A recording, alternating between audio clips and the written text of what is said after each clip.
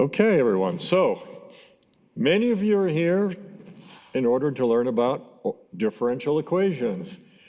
And today we are going to see how to derive differential equations for a large class of mechanical systems.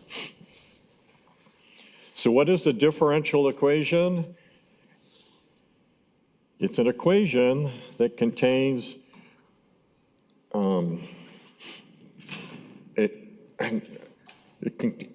that contains one or more derivatives with respect to a single variable. And they're ordinary derivatives in the sense that they're not partial derivatives. So if it has partial derivatives in it, then it's called a partial differential equation. And if it just has d by dt for t, a single variable, then it's an ordinary differential equation, whatever.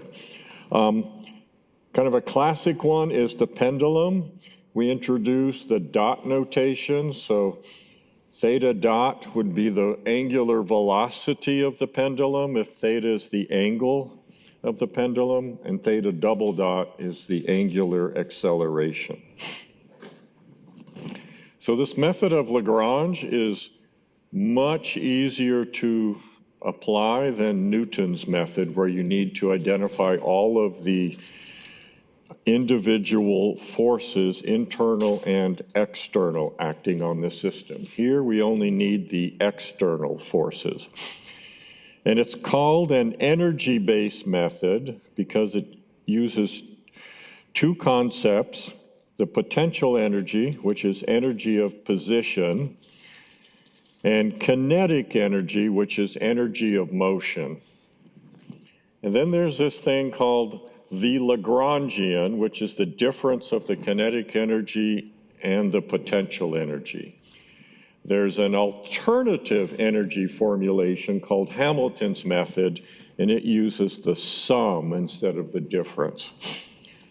But in the end, they are pretty much applicable to the same class of problems.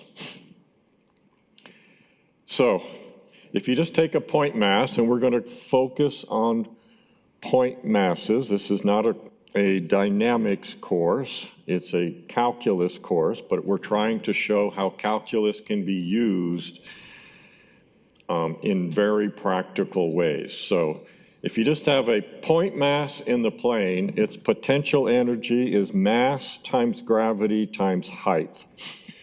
And so if the mass has position px, py, the potential energy is just mg, py.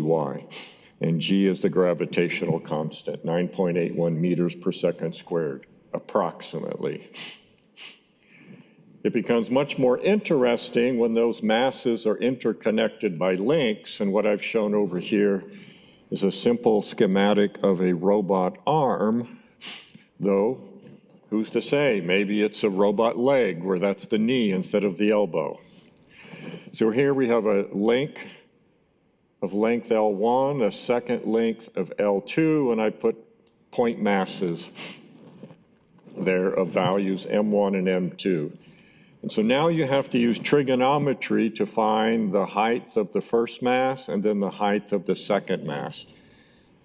So the first mass is easy because if the angle is 0, the height is going to be 0. You know it's sine and not cosine here, so it's just your little mental way to check. And so this would, by standard trigonometry, this height is L1 sine theta, so that's P1y. We don't need to compute P1x if all we're after is the potential energy. And then the height of the second mass, that's the one where we often make mistakes in the beginning. Because we use encoders to measure angles, we will use the relative angle of the second bar with respect to the first bar. So an encoder measures relative rotation of one part of a joint with respect to the other. So that's theta 2. The absolute angle, you need to add in the angle alpha. So if you're going to do trigonometry here and get this height with respect to this one, you have to do sine of the theta 2 plus theta 1. Okay, so that's what's emphasized here.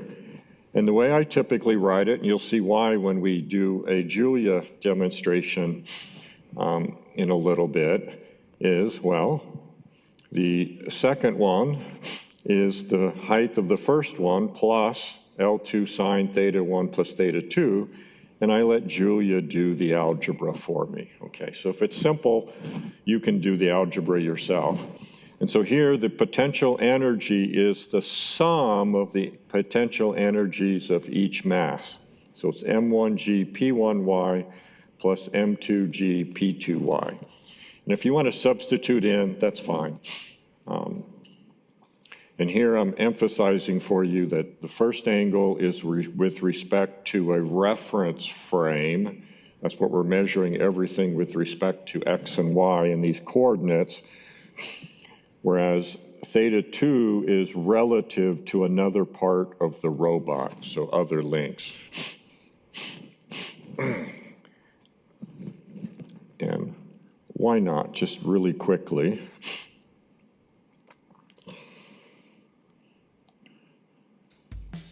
A rotary encoder, also called a shaft encoder, Let me see if I can positioning and motor speed feedback applications. get the sound to come up. Come on. We explain the function of an incremental rotary encoder. Oh, it is up. Incremental rotary encoders use disks, which contains transparent sections that are equally spaced. A light-emitting diode serves as sender, and its light is detected by a photodetector. Therefore, the encoder can generate a sequence of pulses. The output is measured in pulses per revolution, which can be used to determine either the position or the rotational speed. To detect the rotational sense, the encoder needs two tracks. The sense of rotation determines which signal coming from track A. So, when I upload the slides, if you want to get more details on encoders, but you see what I was showing on Monday of rotating disks with light flags. It's pretty close, okay? So that's really what an encoder is doing. So as the disks move, and if you have a ton of disks, 2 to the power 16, et cetera, then you get down to fractions of degrees.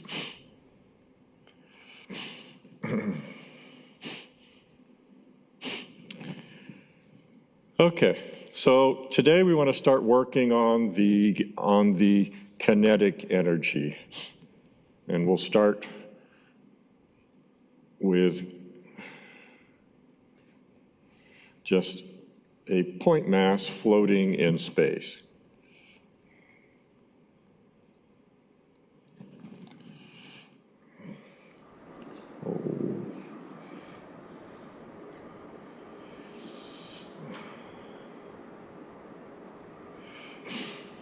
Okay, so we have a mass M.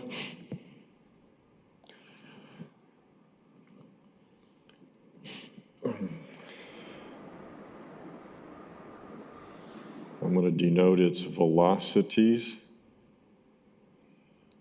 in the X and Y component, where Vx is d by dt of the X component of the position, and using our new dot notation, it would be px dot, and Vy is d by dt of py, so that's p dot y. Okay, so we have a mass floating in space. Its kinetic energy is by definition equal to 1/2 the mass times the x velocity squared plus the y velocity squared. And sometimes in code, it's convenient to write that as V transpose times V. Or you can even write it as 1/2 norm of the velocity vector squared, where v is the vector consisting of the x component velocity and the y component velocity. Okay, so that's just a definition.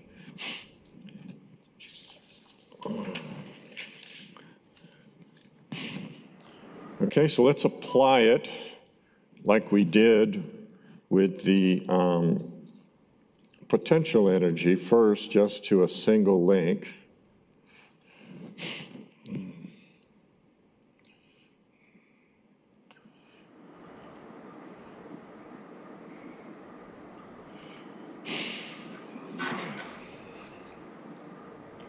That's length L, mass M, and we have angle theta. So let's recall that we had computed the x position to be L cosine theta and the y position to be L sine theta with this choice of coordinates. Okay, so we need to compute the velocities.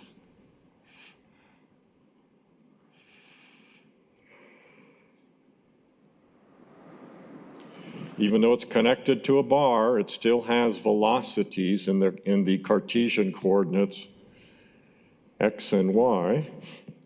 And so we'd have Vx is d by dt of px, and that's just going to be L. We apply, we're computing the total derivative, so the derivative of cosine is what? Everyone is counting on me knowing what that is. Come on, guys, help me out. So it's L times the derivative of cosine times theta dot, so that's the total derivative. Vy is d by dt of py, and that's L cosine of theta times theta dot. And so what we need to do is to square each of those, add them up, and multiply by 1/2 the mass to get the kinetic energy. So the kinetic energy of a bob on a massless bar is 1/2 mass times, just always good to write down the definition in the beginning until you get so used to it that you can skip that step. And so Vx is going to give us L squared. The minus sign goes away. So we have sine squared of theta times theta dot squared, and then L squared cosine squared of theta, theta dot squared. So that's the kinetic energy. And then we all know how to combine sine squared and cosine squared to get a slightly simplified formula here. 1/2 L squared theta dot squared. Oops, I left off the mass. Let's squeeze that back in there. Mass is important.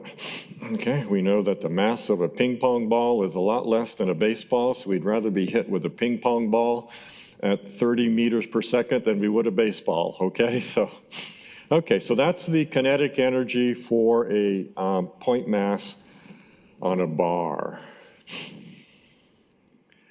What would it be for the two-link mechanism? So I just want to give you an idea.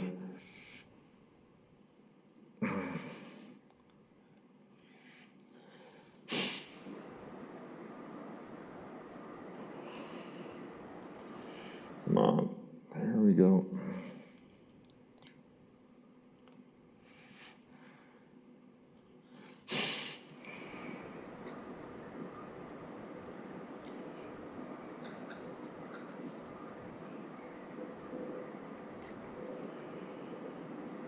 Okay, and this was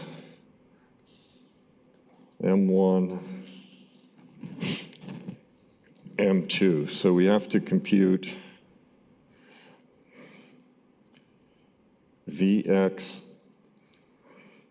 well, V1x, it'd be easier to do that way. V1x, so that part is essentially identical to what we just did.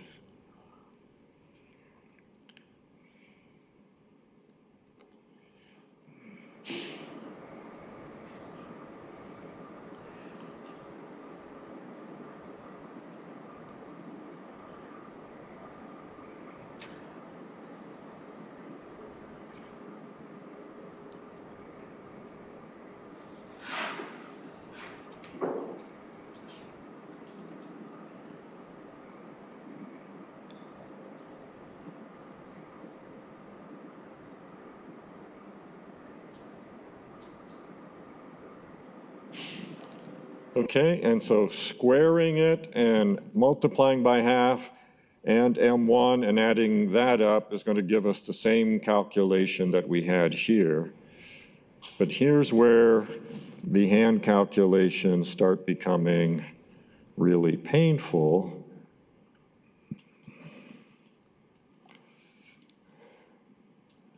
So this is d by dt of L1 cosine theta 1, getting ahead of myself, theta 1, and then plus L2 cosine theta 1 plus theta 2. And it's not hard to compute, right? It's just going to be harder when we have to square it.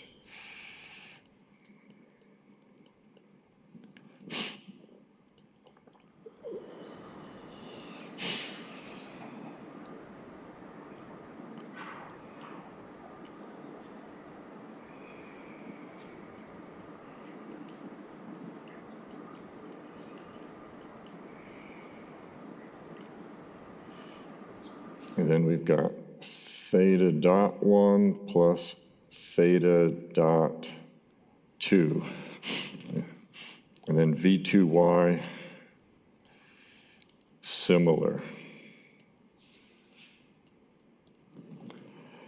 And then we're going to do all of this in code shortly.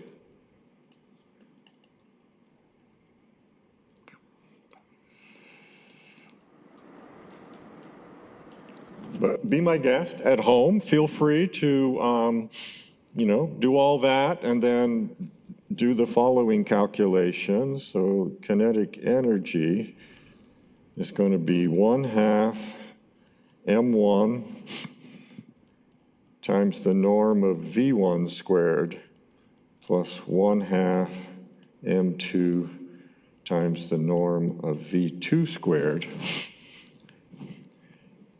And that's where it gets painful, right? Because we need to square this.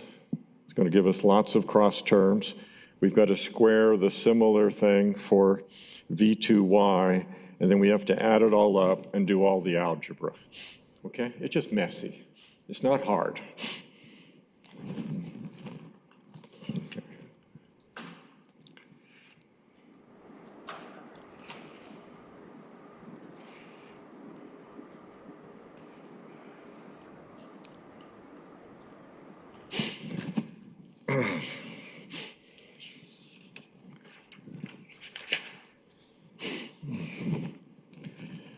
Okay.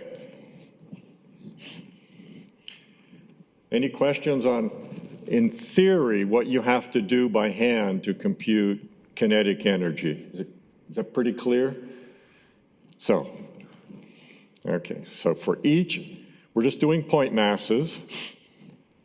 And then if you wanted to make this closer to a distributed mass, you could make this L2 over 3, 2L2 over 3, and then at the end, and that's what calculus is. You could break this up put a dm here and just square along the whole thing and add it up. So it's not hard, once again. It's just messy algebra. The trigonometry here is even easy. It's just the algebra that becomes painful.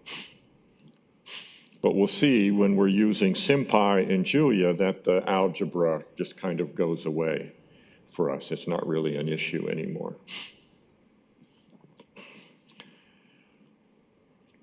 Okay. So the Lagrangian is by definition equal to kinetic energy minus potential energy.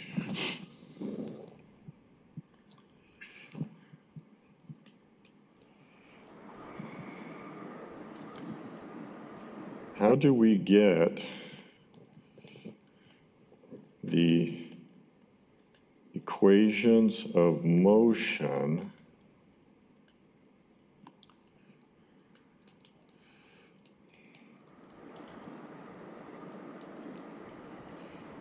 also called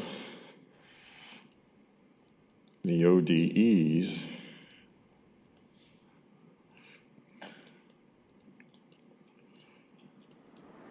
from the Lagrangian?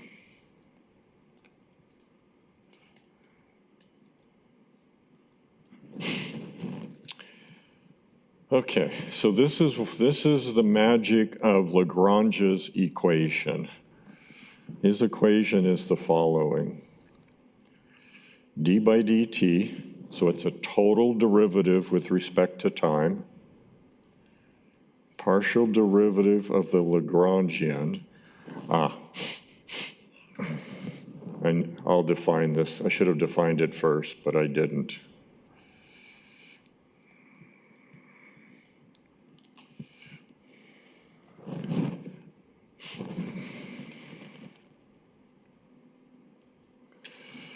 So this is Lagrange's equation.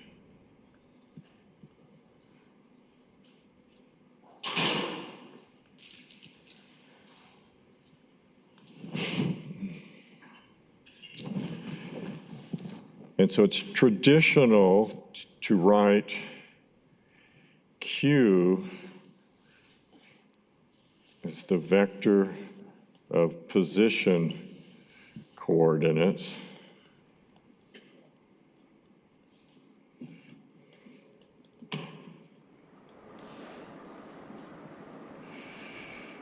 For example, Q equals theta 1, theta 2 for the two-link mechanism.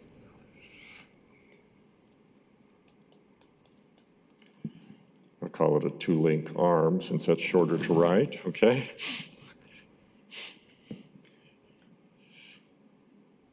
Q dot is the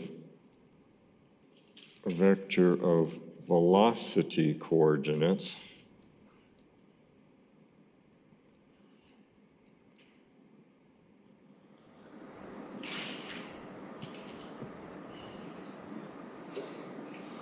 Yep.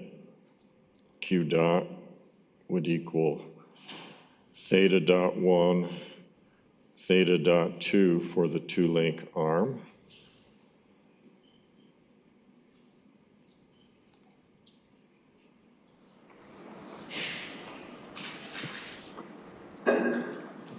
And gamma, this thing on the right,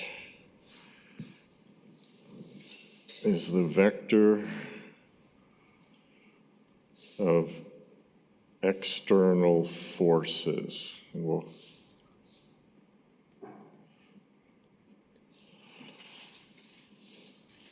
And those would be things like motor torques,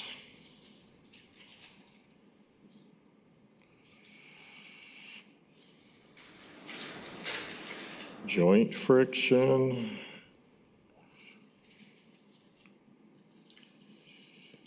air resistance, etc.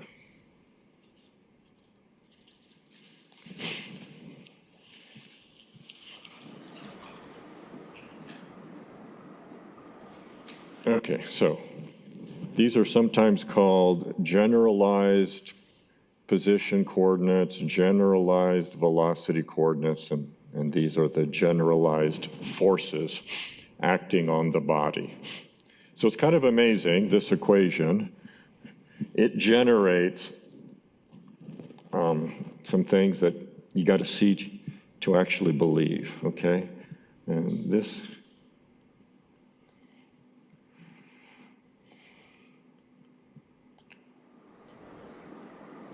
comes from the calculus of variations.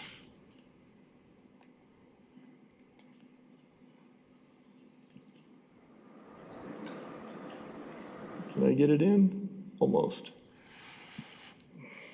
Hey, where'd you go?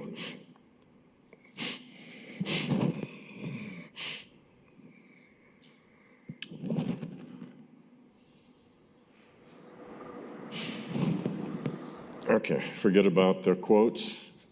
So the calculus of variations is calculus applied to trajectories. So they're actually functions of time. So it's calculus of functions. So where we calculate a derivative with respect to a variable x or a vector of variable x's, imagine calculating a derivative with respect to an entire function of time. Mind-blowing, right? So that's where this comes from. So we're not going to derive Lagrange's equation.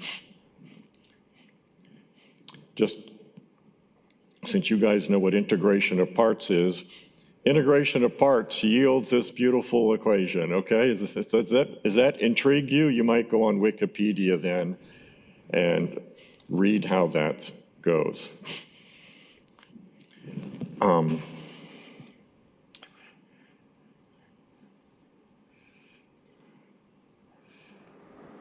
Okay, and we'll see this in code. So I'm going to give it to you ahead of time.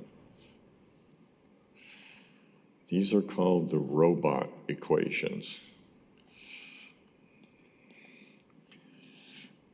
The derivation is given in the textbook and a little bit in our Julia demonstration. So Lagrange's equation,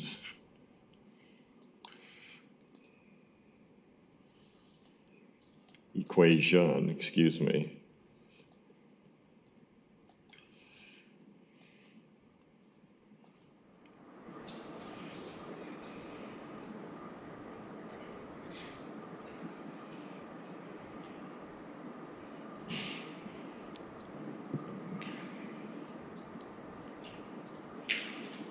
has the form d of q times q double dot,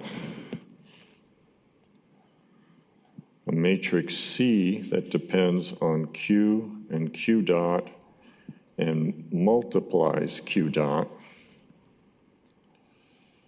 a vector that depends only on the generalized positions.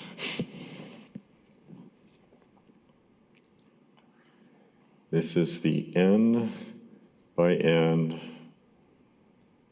mass inertia matrix.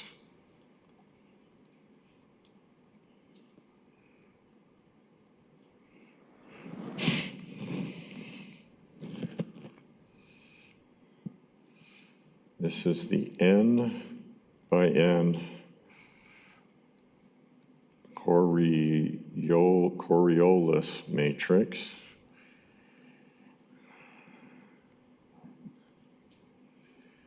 This is n by 1 gravity vector.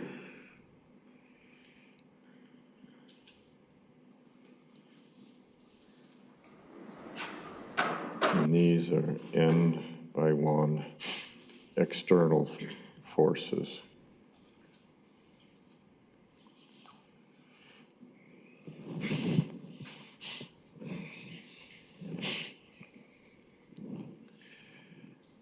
So this is F equals MA on steroids. So it's MA equals F on steroids. I don't know if that's politically correct, and if it's not, I apologize, okay? Why do I say it's F equals ma, and why did I write it backwards? Because acceleration, that's a second derivative. Okay, this is a scalar equation. We have a vector where Q has n components. And so instead of having mass, you've got a matrix that has mass in it and some sines and cosines and things like that. When things are just moving linear, there is no centripetal force. And that's what's going on in here, these Coriolis and centripetal forces. This is, so a standard F equals ma is mx double dot equals m times g, okay? So this is like gravity pushing down. And then if we had a rocket or something attached to our mass, that's the external force. Okay, so these are called the robot equations. Totally terrifying the first time you see them. Are you intimidated? You should be. No, just kidding, okay? So they take some getting used to. When I first started working on robots and the symbolic tools weren't so very good, I had to derive these equations for that little 3-link biped you saw. You saw what a mess 2 links is. Add another link, okay? Square everything, add them all up, and then go through and calculate all of these partial derivatives and total derivatives, okay? I derived the equations 3 times. 2 of the derivations agreed, and I took that answer. 3 months later, I could check it in these fairly new symbolic toolbox that had just come out in MATLAB. And I was right to choose the one that occurred twice, okay? But it was so much easier. Once I could just like do that and do the derivatives and simplify, et cetera. Because this is a 3x3 matrix, so there's 9 terms in it, right? So let's do it for something simple, and then we're going to go back to that two-link mechanism. But let me pause here and see if there's some questions. So Jason, what are you indicating at there? A of q plus v of q plus x of q. Well, sort of, yep. I see what you're saying, acceleration, velocity, and position. Got it, the robot equations. That's pretty nice. I never really said it that way ever, even to myself. Accelerations, velocities, position. That's the robot equation. Very nice summary. Thank you. I'm not supposed to be learning something at my advanced age, but I am, okay? So let's do it for the pendulum. Whoops. Yeah, we're going to do a downward pendulum. So we put stuff up like this.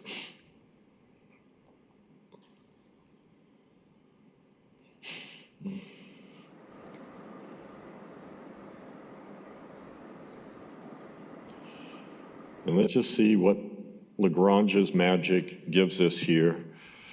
I don't know, we can define the angle any way we want.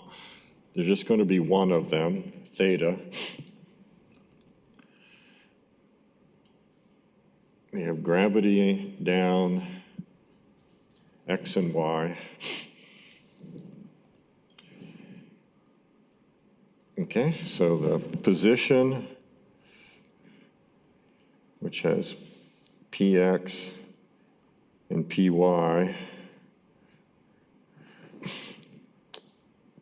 Okay, I want you guys to do really quickly, do the trigonometry. What's the x-coordinate of this mass? This is length L, okay? So we get L, that's easy. Now is it sine of theta or cosine of theta? When theta is really small, what is x? Really small, okay? So that means it's sine. Oops.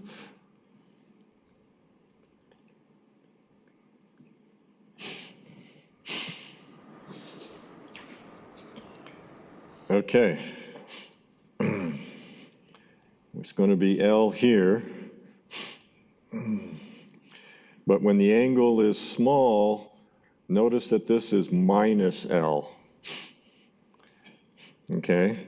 And so we have cosine. So it's minus L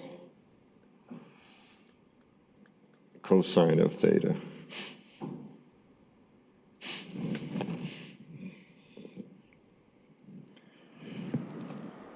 Okay, so the potential energy is mg minus L cosine of theta. That part is rarely terrifying to people, computing the potential energy, okay? Let's get the kinetic energy. So we need the Vx and the Vy. So here's V. I mean, it's nearly identical to the one single link mechanism we did. So we differentiate this. L is a constant, the derivative of sine is cosine. And then we have to do the chain rule. We're doing derivatives with respect to time, so there's theta dot in there. And then we've got minus, but the derivative of cosine is minus sine, so this becomes minus minus is plus.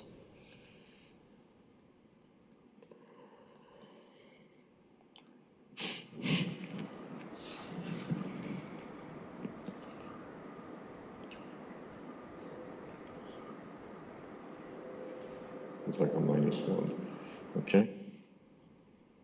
So we had, that's why there's no minus sign there. And so the kinetic energy, I think we can do this one in our head. 1/2 the mass, and then we have to square the x velocity and square the y velocity, and so we get an L squared. We recognize that cosine squared plus sine squared is 1, and so then we've got theta dot squared. Everybody good with that? Okay, so for something with a single mass, it's easy, and then as soon as you've got a sum of things, doing those squares just becomes by hand not fun at all. Okay, so for this problem, Q, the generalized position, it's a vector consisting of one variable, okay? Q dot, it's a vector consisting of theta dot. And then gamma is going to be 0, and that's because we will assume no friction,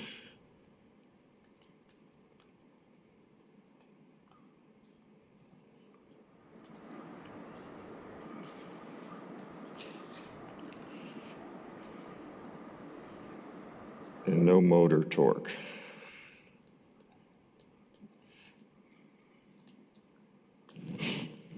So it's really just a swing, okay? So it's just like you had a swing. So we've got the energy terms, and we form the Lagrangian.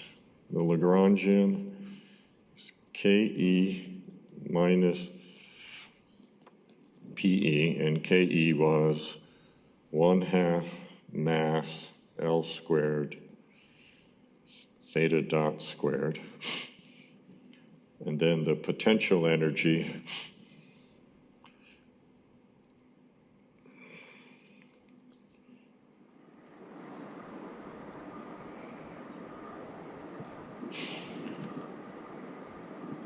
okay, so these we'll yield a plus.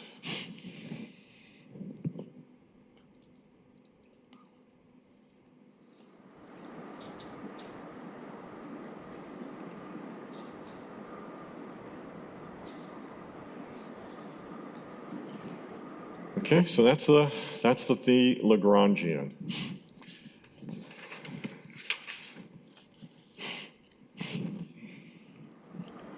So let's just calculate the pieces, and then it's much less intimidating to do Lagrange's equation. So we need to do two partial derivatives. Well, because Q is a scalar, it's really an ordinary derivative, but we need to do the derivative of Lagrangian with respect to the velocities and the derivative of Lagrangian in respect to the positions, and then we'll take the total derivative of this term.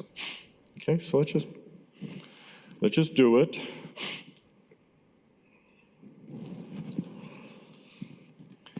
Okay, so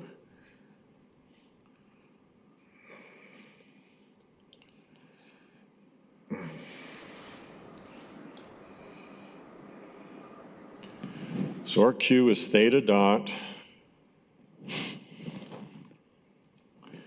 When we're differentiating with respect to theta dot, theta is a constant. This is a monomial. The 2 comes down. It multiplies the half. And so we end up with ml squared theta dot. Everybody agree with that derivative? Make sense? Partial derivative with respect to theta dot, and it's important that it's a partial derivative because this term is held constant and these are constants.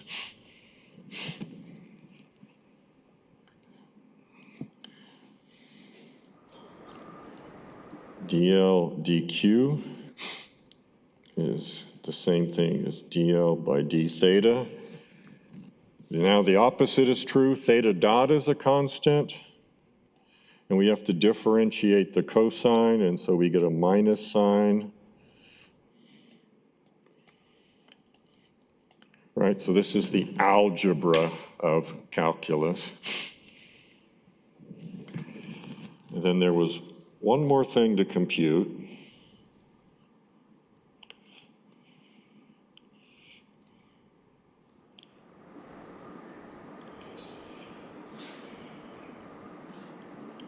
So that's the total derivative of ml squared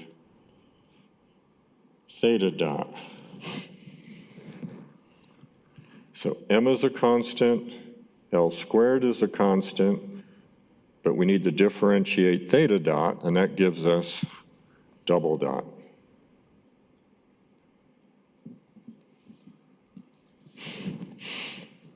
We're good? Sort of? Yeah. Okay. The more often we write down Lagrange's equation, the quicker we'll come to terms with them.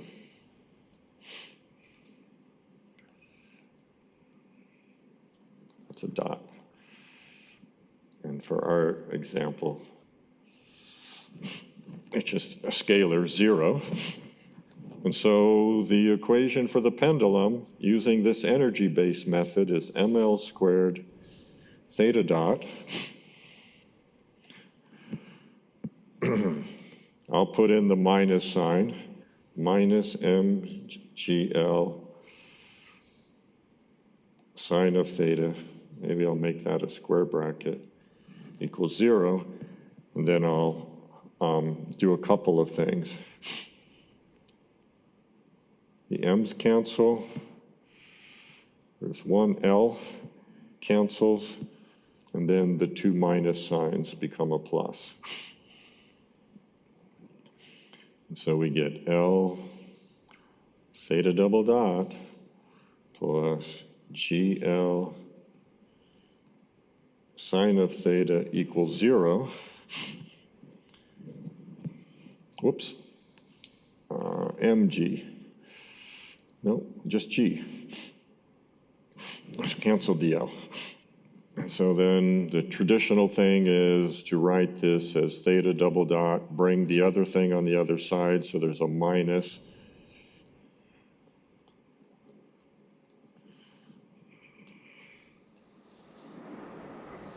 That's the equation of motion for a pendulum.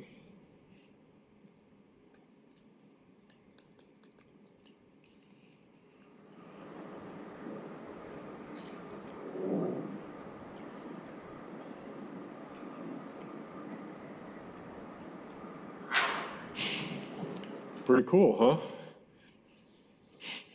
And the beauty of it is that, it gets a little bit harder when all the masses are distributed and you got to put in moments of inertia and center of mass, and you'll do that in either Rob 298, the mechanics course that Gillespie and Fazeli are creating, or you'll do it in ME 240 or ME 440, okay? You'll learn more about how to derive these, but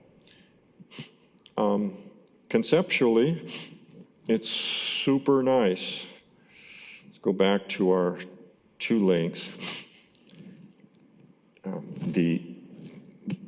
What we need to do, and this is what we're going to do in code, we first write down what's called the kinematics, not dynamics. And the kinematics, we first just write down the positions of the masses. So that's the L1 sine and cosine, and then plus L2 sine of theta 1 plus theta 2, cosine theta 1, theta 2, etc. That's just the positions, okay?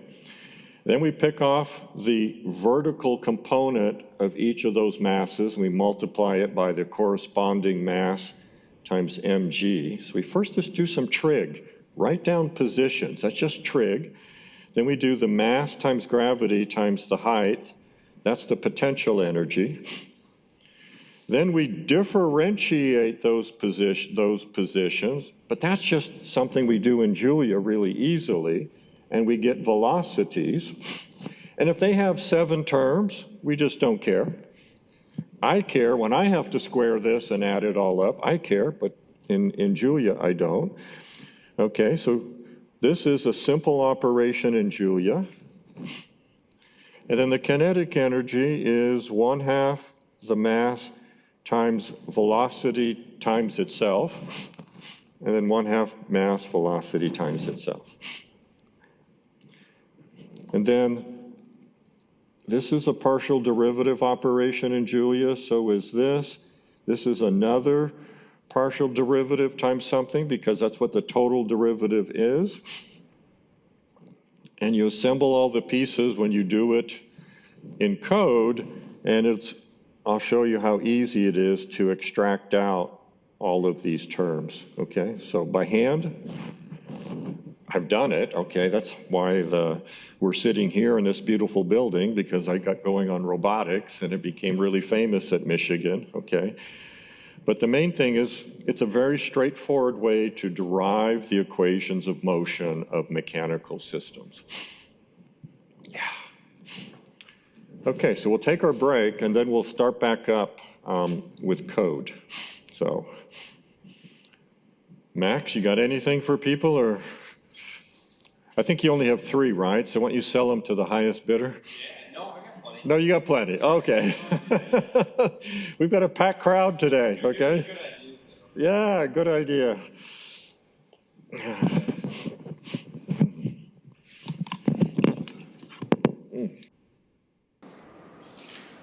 So Lagrange figured out that Newton's equations of motion could be captured with his equation, which says that natural objects evolve such as to minimize something called the action. And the action here is his kinetic energy minus potential energy. So this is really minimization over functions. You've got all different ways that a body can evolve, and it does so in a way to minimize the action. So he's got this really crazy equation. Okay, so let's go to code and see how this stuff works. So this is demo 5.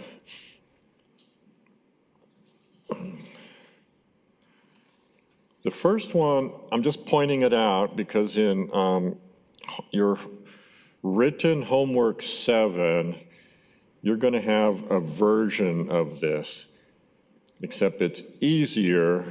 The masses are sliding on a frictionless plane instead of being vertical. The difference with being vertical is that there's 2 sources of potential energy, the energy stored in the spring being compressed or stretched, plus gravity. Okay, so pointing that out, and you can modify this code and check the problem that you're going to solve by hand. Okay, so what I want to do is go through deriving the Lagrangian and show you how it's done. Because this is our first one, we're only going to consider the first 2 masses. So this link we're going to ignore. So it's going to be a 2-link mechanism, just like we were writing down, and it's the same angles, theta 1, and then theta 2 is you imagine this bar being extended, and it's the relative angle. And if you were doing the theta 3, it's the second bar extended, and you measure that angle. Okay, so we're doing this to make it simpler. Come on, Vocarium. So 2-link manipulator. So in symbolics, we need to define our variables. And because we have 2 angles, and I'm using the notation common with Lagrange's equation, the Q's. So I'm calling them Q1 and Q2. So Q1 is going to be theta 1 and Q2 theta 2. Very much shorter to write these. Now, how to denote derivatives. What I've done, and a whole bunch of people have adopted, is just to put a d for the first derivative. And if you need a second derivative for the variable, you put 2 d's. You rarely need a third, but if you did, you'd put 3 d's. Now, you could alternatively put d2 for second derivative, but it's easier to put 2 d's, etc. So this is q1 dot, and then gravity, the masses, and the lengths. You're not obliged to make these symbolic variables. You could plug in numbers, and it will simplify your code. But then, if you want to run it for a different set of masses, you have to rerun everything. So it's just a choice, okay? So the d's are the derivatives. So now look what we're going to do. I'm going to form a vector q that has q1 and q2, and a vector q dot that has q1 dot and q2 dot. Why? Because I'm going to be calculating Jacobians and gradients and partial derivatives, and they like vector notation. Here's the kinematics that I was telling you about. So this is kind of just symbolic formalism defining the variables, okay? A second part of symbolic formalism, defining the vectors, taking the scalar variables and making vectors out of them. This is really the only work you have to do. Lines 27 and 28. It's called trigonometry. P1 is the position of the first mass, and P2 is the position of the second mass. And you have to know enough trigonometry to write this down in terms of the variables you have, and we've done that. So it's L1 cosine Q, and then L1 sine Q for the X and Y components. And then I don't work any harder than I have to. The position of the second mass is the position of the first mass plus the length of the second link, and then I use the absolute angle of the second link, and so it's Q1 plus Q2. How much would you struggle if we added the third link in here? Can you see it? P3 equals P2 plus L3 times cosine Q1 plus Q3, semicolon sine Q1 plus Q2 plus Q3. Can you see that? Okay. The patterns are clear when it's just a serial link and they're chained like that. Okay. Now, if it's a robot and you have a hip and a torso and then a thigh and a knee, it's a little bit more complicated, but it's not much. Once you get to the hip, everything is just like you're doing on a chain, okay? So the kinematics is easy. Once I have the kinematics, I use the definition of potential energy.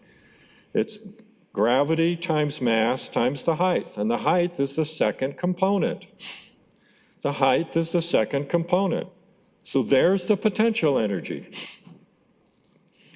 And then I use symbolics.simplify, but if you don't have to, and then I'm going to print it out.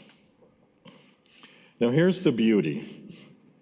Instead of us doing the chain rule and calculating the velocities, we just say, you take the derivative of the position with respect to q times q dot. That is the derivative with respect to time. D function dq times dq d time. dq times time is q dot. Okay? So the velocity of the second position, Jacobian of P2 with respect to my generalized position times dq. Can you see what V3 would be if we were doing the third link, okay? You get it. Now, where I make mistakes, and you guys never would, is that I'll do copy and paste and I'll forget to change that to M3, okay? You guys never do that, right? Okay. That's really important to me, that you don't make stupid mistakes like I do. And that's it. So when you do it, there's the potential energy.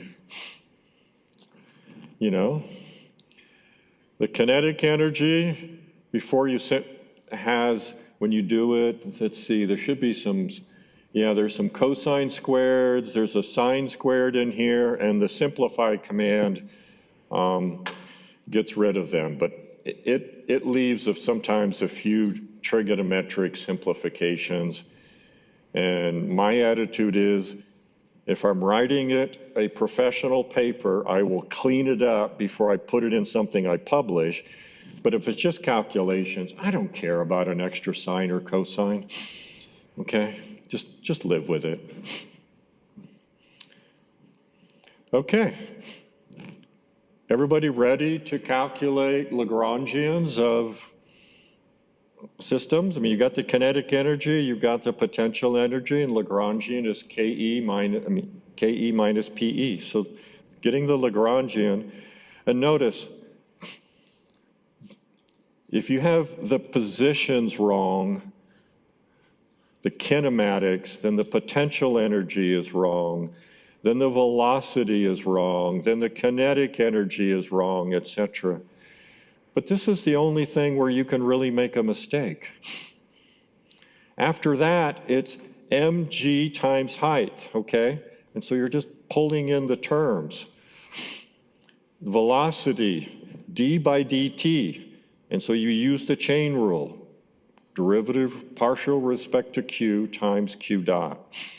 And so this is just an easy way to do V1 squared in the symbolic package. So V1 dot times means the first component of V, so the x components times the x component plus the y component times the y component, okay? So it's just a simple way to do that.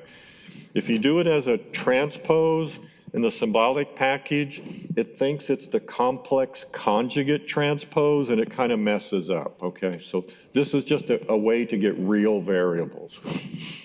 And it's the same in MATLAB's symbolic toolbox, so it's not like Julia is weirder than anybody else. They're all a little bit weird. Okay, so we're not going to spend much time on this, if anything, but if you're interested, you can go through this demo, and it goes through and calculates individually all the different terms showing up in the robot equations. That's how much time we're spending on it. The only thing I'm going to point out here is the mass inertia matrix. So you can see it has enough terms that you don't really want to do it by hand very often. Okay? So there's a reason why this is not done in a standard calculus course, because they assume you have to do everything by hand. And so the only thing you can solve are these little masses moving around on a table, because they're linear and there are no rotational terms, so there's no Coriolis or centripetal forces. So the C term is 0, and you just have a mass inertia matrix, and the mass inertia matrix only has constants in it in those cases. So those are the ones you can do by hand and not have students saying you should be fired and disciplined for abusing them, okay? You know where I'm coming from, right? Now, this matrix is symmetric. If you look at D12 and D21, they're identical.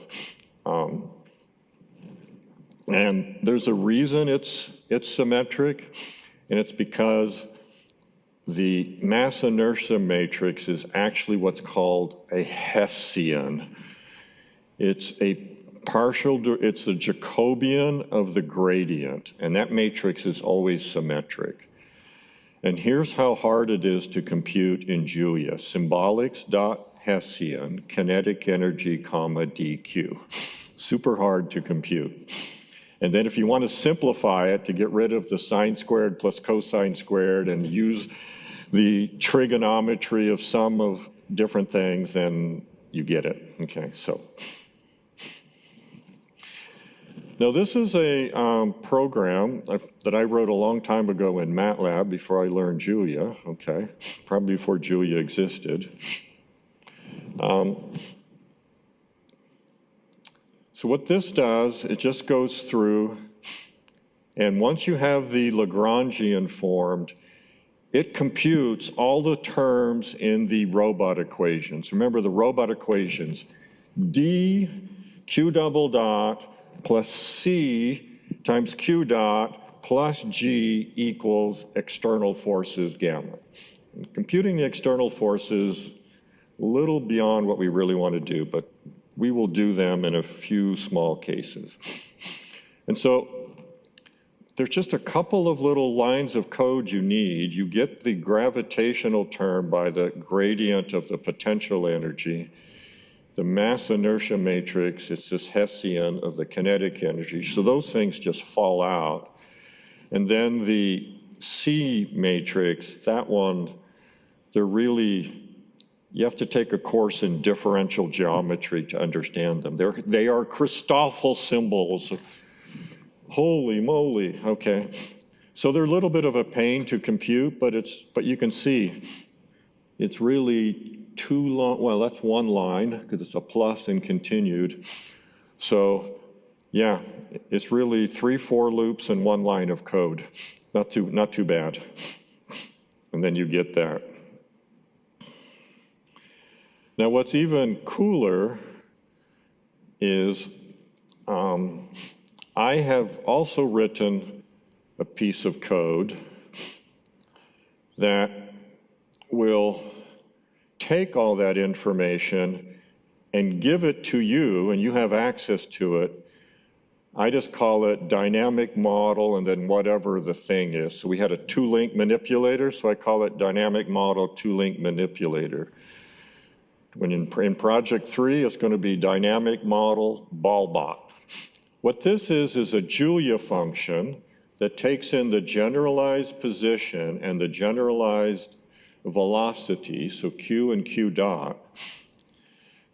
You provide the model parameters to it, and it returns all of the terms in the robot equations.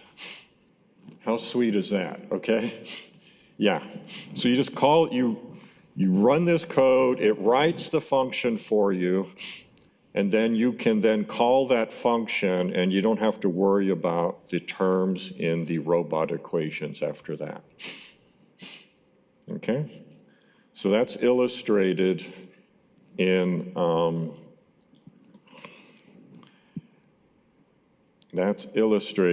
this demo 5.d. Okay, so this is showing us that when we are working on problems,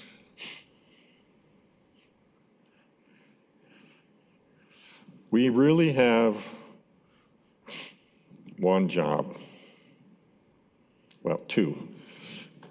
We have to set up the bookkeeping for the symbols that we're using in our calculations, okay? What are the variables? Thetas, lengths, spring constants, gravity. We have to know the terms in the model. Then we need to understand the vector structure that Lagrange's equations wants. And then finally, we do the kinematics, which is just the position calculations. So that is purely trigonometry. And that's why we often make mistakes at it, okay? Because we forget to do the absolute angles. We swap the positions of the sine and cosines because we just do stupid things, okay? But after that, there should be no more mistakes. So once you've checked it up to there, everything is good. Because after that, it's the same for every model. The potential energy is always the sum of mass times gravity times the second component of the positions. It doesn't matter what it is.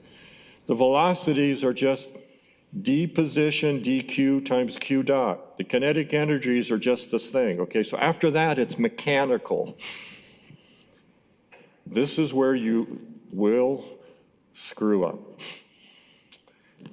So anyway, when you're doing project 3 and you can't get your answer to match mine, remember, you forgot absolute angles. You swap sine and cosine. It's that simple, okay?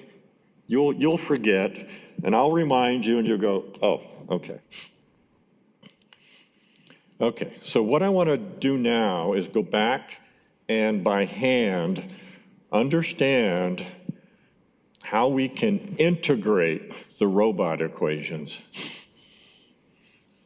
Remember, you guys, in project 1, you had acceleration from the drone, and you integrated acceleration to get,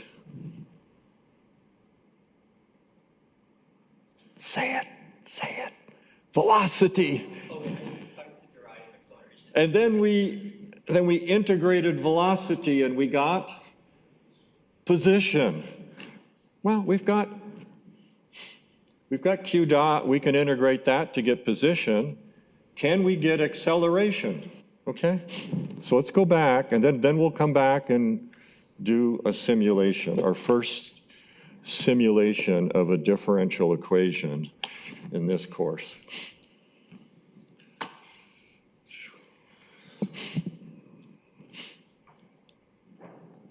Okay. So I'm going to call it integrating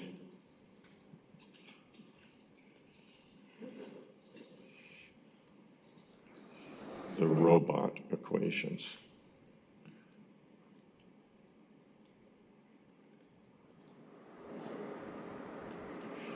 The reason I'm using this terminology is because we have not said what is a solution to a differential equation. We just said a differential equation is an equation that has derivatives in it. We haven't defined what a solution is. But yet, in project 1, you guys were perfectly happy solving the differential equations associated with ballistic motion. You did F equals ma, okay?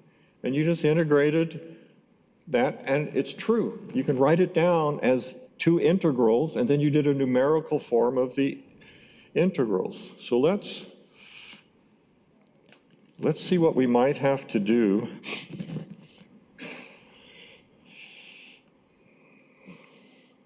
Code snippet.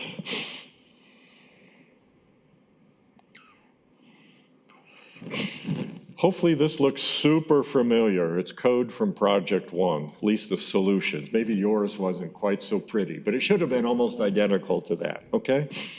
Now, what's the key thing here? We're using the trapezoidal rule, and acceleration was given to us. So we didn't have to ask ourselves, when we're calculating the velocity at time I, do we have the acceleration at time I? We did, because I gave it to you, okay? So you didn't have to ask yourself that hard question. So you could just do the trapezoidal rule. And the same thing down here, the position at time I, yeah, you had the velocity at the previous step, and you had the current velocity, okay? Because you calculated it in the row above. Well,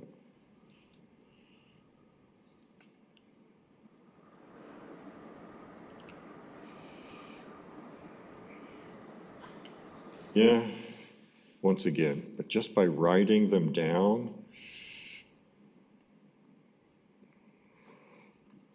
once again, no external forces for us. Does anybody see an acceleration on the board?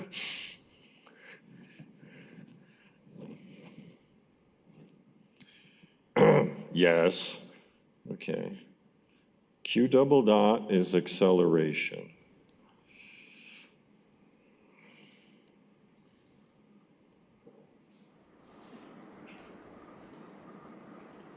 Is that legit, just taking things from the left-hand side and putting them on the right-hand side? If I change the sign? Yes. Okay, what do we got to do to compute acceleration? Well, I can invert the matrix, or I can use backslash, okay?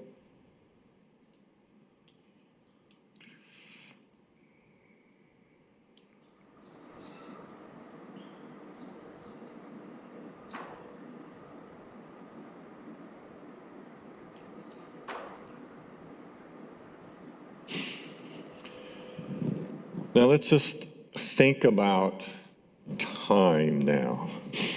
So I have to plug in Q and Q dots here.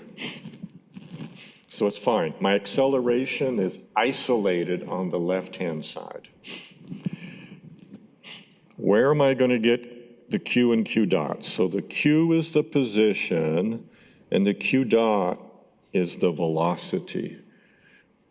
And what I need to put up here, I just need to add in one line here to compute the acceleration, and then I can integrate that to get the velocity. I integrate that to get the position.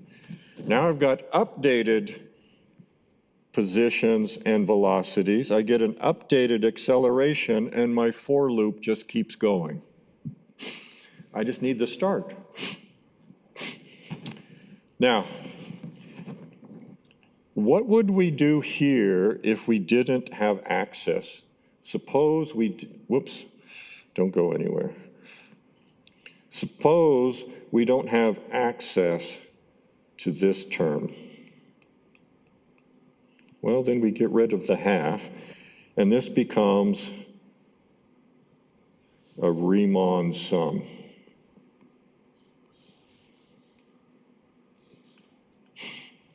So it's just a left Riemann sum.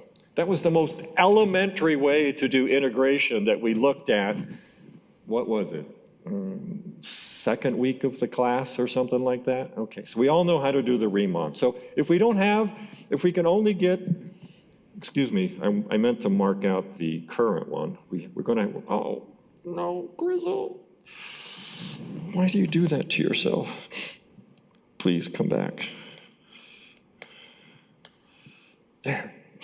Okay. I'll fix that later.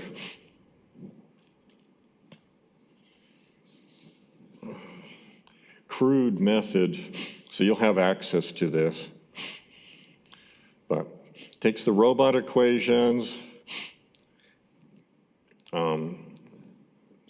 gives the notation in code for writing the vectors with the accelerations, ddq, velocities, position. The same thing I just wrote down, except using code-like terminology. Oops, I cut that off. And so we're doing a Riemann sum on the velocity. We take the past velocity, delta t times the acceleration, and then we're doing trapezoidal rule on the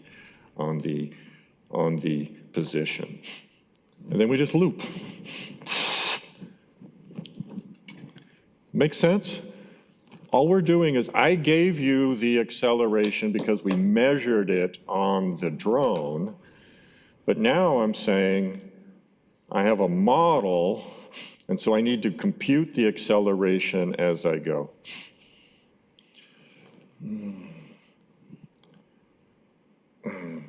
Okay, so 5e, demo that simulates the robot equations. And this is just that stuff I pasted in. Okay. Let's see, do I have the model created? I don't know, let's find out. Let's run this. I'm doing 5 seconds. Oh, my kernel wasn't initialized because I'd sat here so long. Running 1 of 1 cells.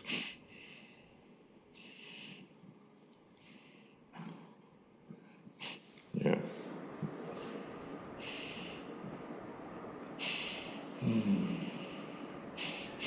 Come on. Yeah, I think I messed it up. So, Mac, should I illustrate the end lab? Simplify. Kernel is disconnecting. Kernel is disconnected. Should come to a stop now.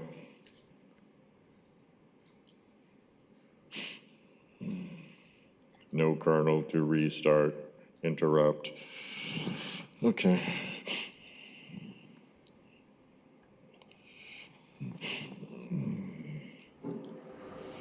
Where did I create? Yep, creating the model. Stop spinning so you can simulate for me. Oh my gosh. Okay, well, while it's doing that,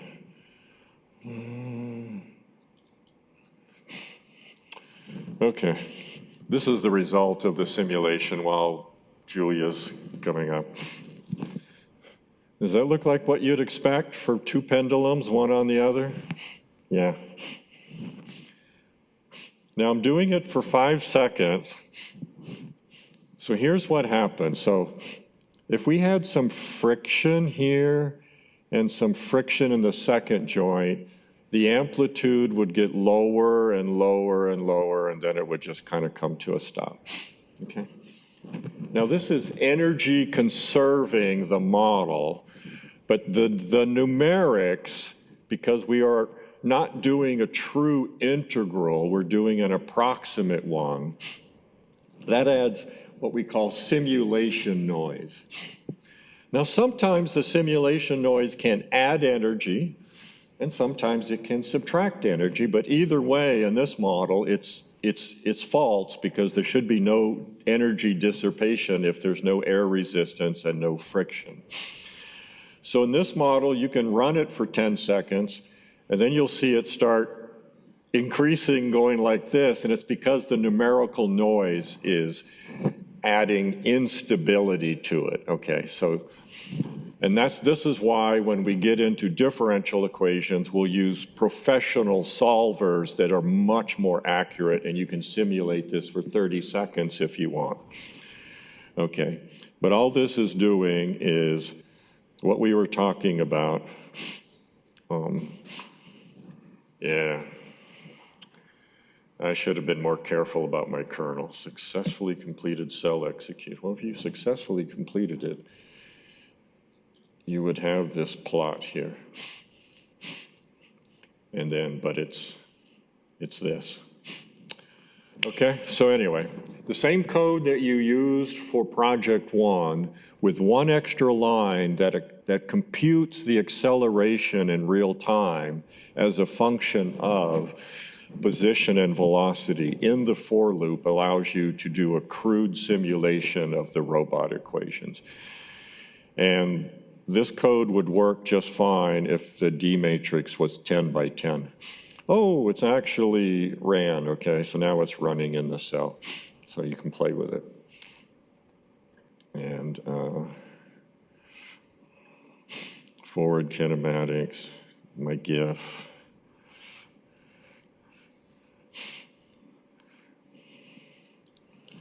Should I make that 15 seconds max? Why not, right? Do it.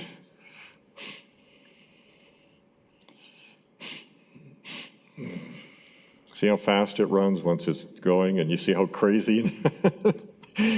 It started from the same thing, okay? So that's just numerical instability, okay? That is not physical behavior. It's because we're doing a very crude solution of the differential equation. That's all it is, okay? So,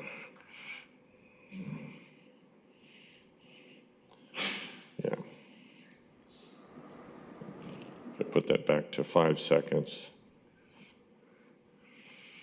And then we'll get some nice behavior again. Yeah. So that's what it should be. So when you've got your first engineering internship or whatever, and you're using this method, be careful and don't tell everybody that, you know, I've discovered a perpetual motion machine because look, I'm simulating the dynamics and look what it's doing. It's creating energy and I'm going to get rich. You guys want to invest in my company? Don't do that, okay? Don't do that. Questions? You excited that you can derive equations and then you can actually predict what the motion will be over a small interval of time until we get to chapter 9, and then it'll be over longer intervals of time. And it's no harder than doing the computation of position and velocity for the drone. That's what's amazing. Okay.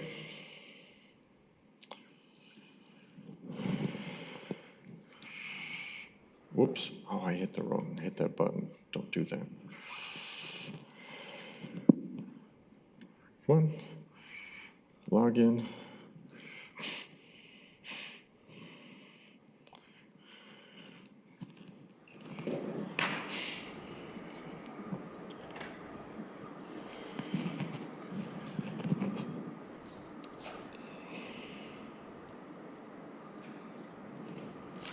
It is the end, right? Yeah. End of chapter 6.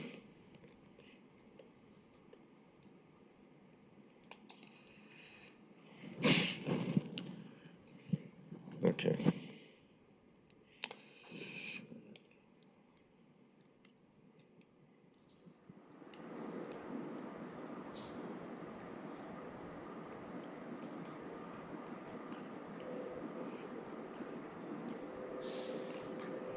Antiderivatives and the fundamental theorems of calculus.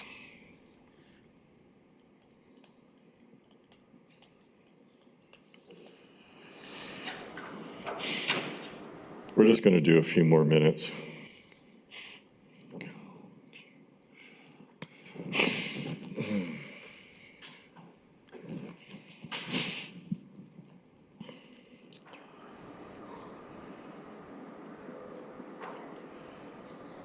Okay.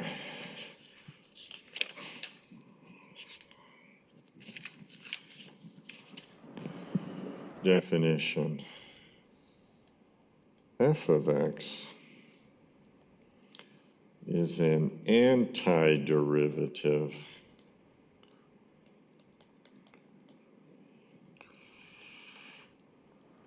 of little f of x if I differentiate big F of x, I get little f of x back. Okay, that's all it is.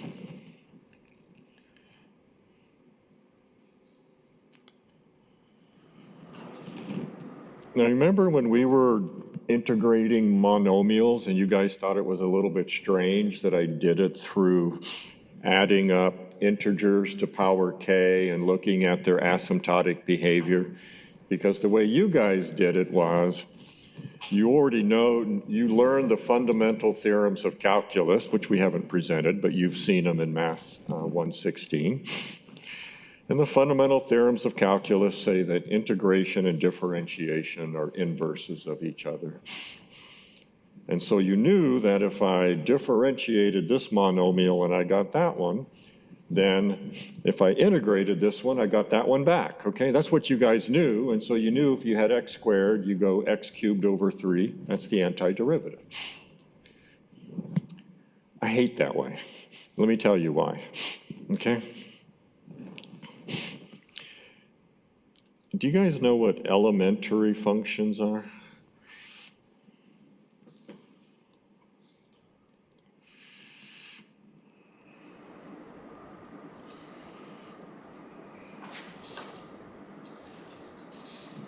They're easy, right? That's why they're called elementary. So it's everything you get by composing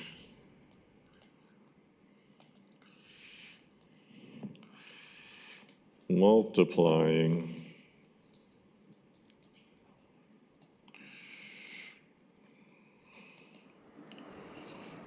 raising to powers or roots.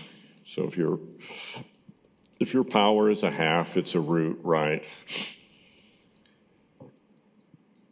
The standard monomials, trig functions, exponentials and logs, etc. Monomials, trig functions,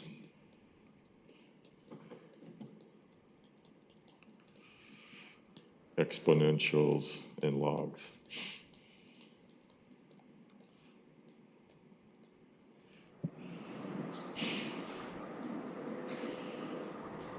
So they're called elementary because they're the functions we use every day. And they're the functions we were taught in high school. Not all of them. Not all of us learned exponentials and logs well in high school. Some of us did. Okay. But at least by the time you got to college, you've seen all of these things. So here's a fact. If you take an elementary function and it's differentiable, you get an elementary function back. Okay? So that means chain rule, product rule, quotient rule applied to an elementary function gives you another elementary function.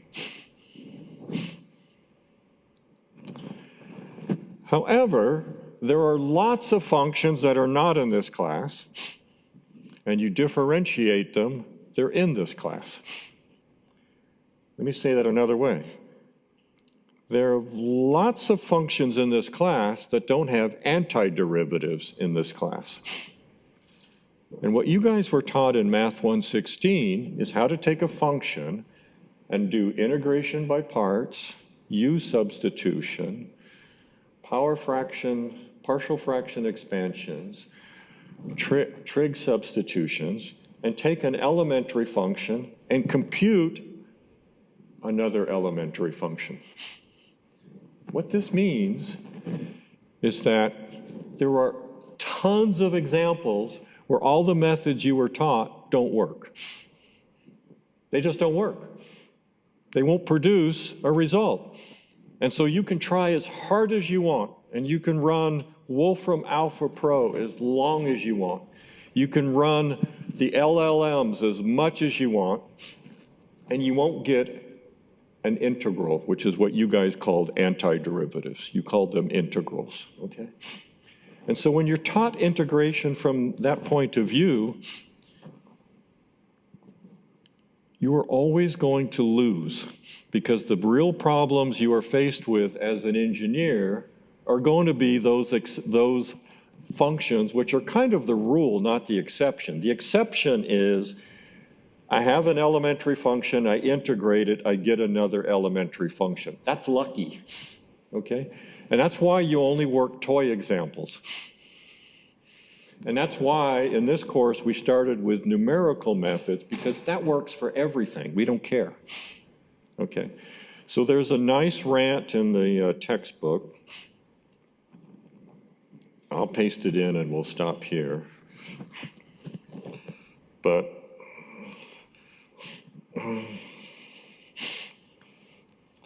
maybe there's a couple of rants because I hate it, okay? So too many students, meaning every student in the United States, and I don't know where else in the world, they're taught that integration and finding antiderivatives is the same thing, and it's just false. Okay, it's simply false. So you were lied to. You were simply lied to. You can find all this in the book. This is the Secrets of the Arcane, where I put my little historical facts and things like that, that you don't need to be a successful engineer, okay? So this is the coup de grace, the thing that kills it all, is that all the things you have in your integral tables and all the things that ChatGPT and all them can do are elementary integrals, and anything that's non-elementary it can't do, and that's where you need numerical techniques. So anyway, I'm still going to go through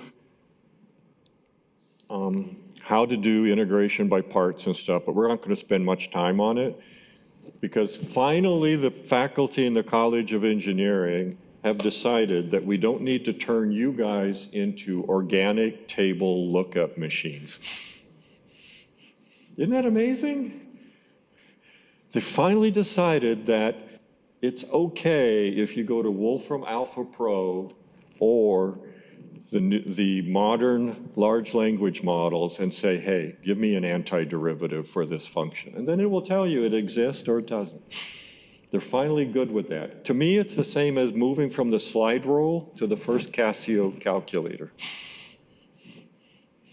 And so we're going to close our eyes and just do some of these integration methods, but we'll do it fairly quickly, and we'll have some fun with that. But that's it. So thank you guys for coming today. I greatly appreciate it. And I hope to see you in 10 or 12 days, but not anytime sooner. So enjoy break.